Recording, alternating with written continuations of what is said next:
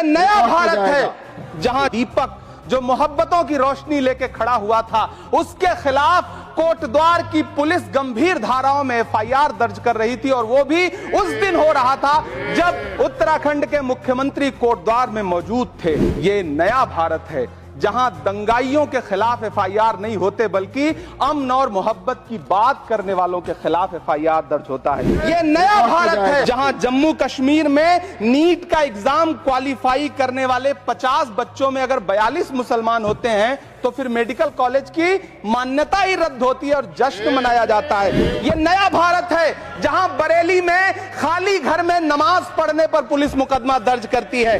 ये नया भारत है जहां क्रिसमस की तैयारी करते हुए ईसाइयों पर सरकार मुकदमा दर्ज करती है। नेहरू का नाम आइंस्टीन के साथ लिया जाता था और आपका नाम एप्स्टीन के साथ लिया जाता है। हम करें बात दलीलों से तो रद्द होती है, उनके होठों की खामोशी भी सनद होती है।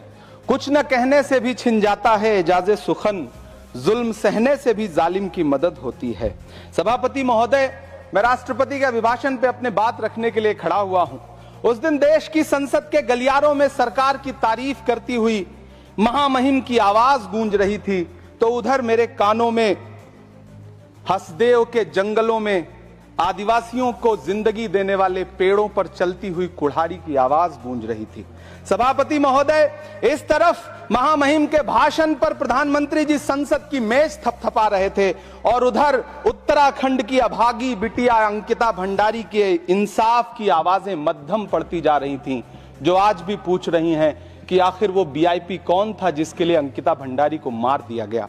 सभापति महोदय, इधर महामहिम सामाजिक न्याय की बात कर रही थीं और उधर उत्तराखंड के कोटद्वार में नफरती लोगों के खिलाफ एक बुजुर्ग को बचाने के लिए खड़ा हुआ दीपक जो मोहब्बतों की रोशनी लेके खड़ा हुआ था, उसके खिलाफ कोटद्वार की पुलिस गंभीर धाराओं में एफआईआर दर्ज कर रही थी। और वो भी उस दिन हो रहा था जब उत्तराखंड के मुख्यमंत्री कोटद्वार में मौजूद थे। ये नया भारत है जहां दंगाइयों के खिलाफ एफआईआर नहीं होते, बल्कि अमन और मोहब्बत की बात करने वालों के खिलाफ एफआईआर दर्ज होता है। यह नया भारत है जहां असम का चीफ मिनिस्टर खुलेआम संवैधानिक प्रोटोकॉल तोड़कर कहता है कि मुसलमानों को इतना टॉर्चर करो कि वो राज्य छोड़ने पर मजबूर हो जाएं। वो कहता है कि अगर कोई मियां रिक्शा वाला 5 रुपए मांगो तो उसे 4 रुपए दो ताकि वो परेशान हो सके। ये नया भारत है जहां बरेली में खाली घर में नमाज पढ़ने पर पुलिस मुकदमा दर्ज करती है। ये नया भारत है जहां क्रिसमस की तैयारी करते हुए ईसाइयों पर सरकार मुकदमा दर्ज करती है। ये नया भारत है जहां